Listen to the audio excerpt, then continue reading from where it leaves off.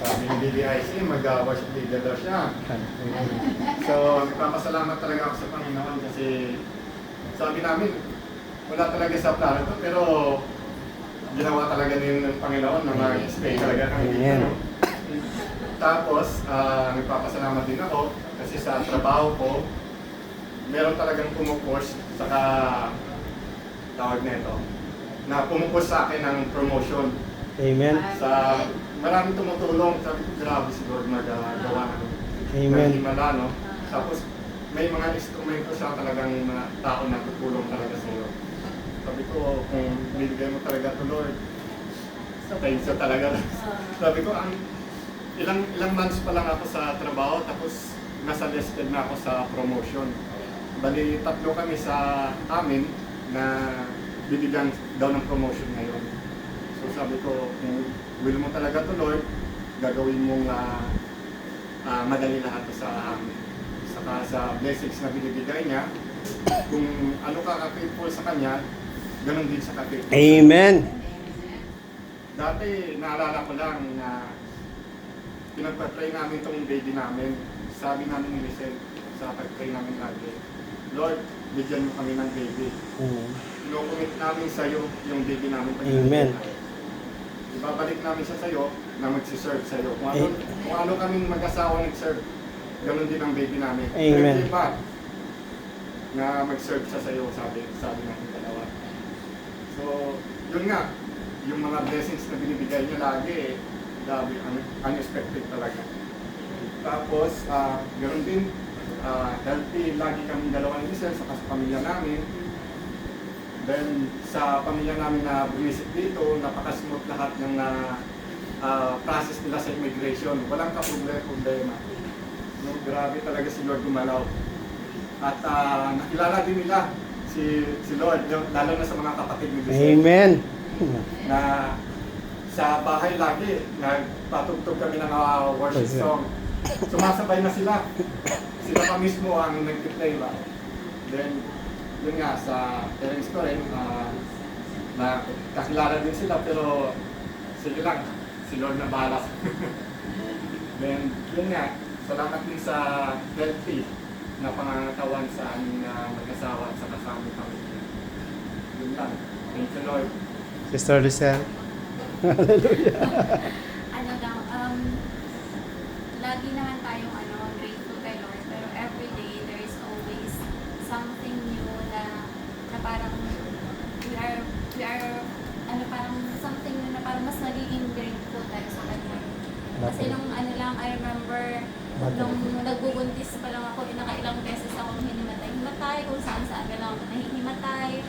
Tapos yung parang nahihirapan ako. So, pero grabe ang faithful ni Lord kasi na nailabas ko na rin siya na healthy. Tapos, na kahit na CS ako, akala ko talaga na parang mahirap yung parang hindi ako makakabangon. Dennis. Parang magiging mahirap para sa akin. Pero praise the Lord kasi parang hindi ko na-expect na on the same day na CS ako, the same day nakabangon ako. Tapos hindi, sabi ko nga parang hindi naman ako nanganak talaga kasi sa iba nakikita ko sobrang hirap. Pero sa akin sobrang smooth lang kaya sabi ko, iba talaga kapag strength ni Lord yung Amen. strength na andyan sa'yo. Kasi parang everything will be smooth and praise the Lord kasi before ako nanganak, nagkaroon kami ng struggle sa company. So more than 2,000 employees tinanggal sa amin. So tapos ang daming usap-usapan sa company na ganito, madaming tatanggalin sa atin. So ako parang alam mo kahit na andun ka kay Lord, the enemy will try talaga. They're very hard to creep in talaga, especially in those times na very vulnerable ka. So, nung mga before ako nanganak, sobrang grabe yung umiiyak ako kay Lord. Lord, na wag sana, pero Lord, if it is your will, bigyan mo ko ng strength to accept it, bigyan mo ko ng strength para na wisdom para manipulate yung ganitong situation. Pero God is so faithful kasi na tawag dito, hindi kami natanggal. May mga natanggal sa amin pero naging safe kami, safe ako hanggang sa nanganak ako. At maliban pa doon, naka-receive pa kami ng bonus kahit Amen.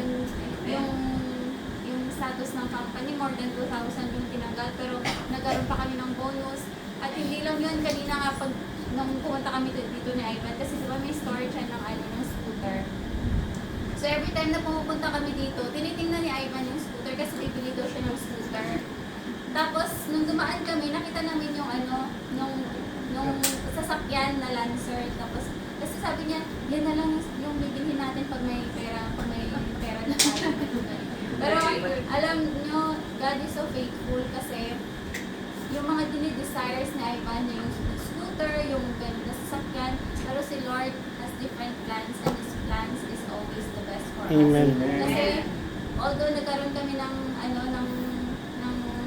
tawag nito, ng shaking sa company, nagka-bonus kami at nakabili kami ni Ivan ng sasakyan for to God be the glory talaga kasi Amen.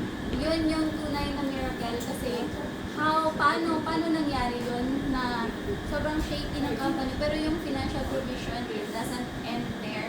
At talagang sasabihin ni Lord sa iyo na kahit gano'n ka shaky yung paligid mo, hindi magiging shaky yung buhay mo. So, yun lang, praise the Lord. Sana may na-inspire din kami. So that, you need to be strong in faith talaga.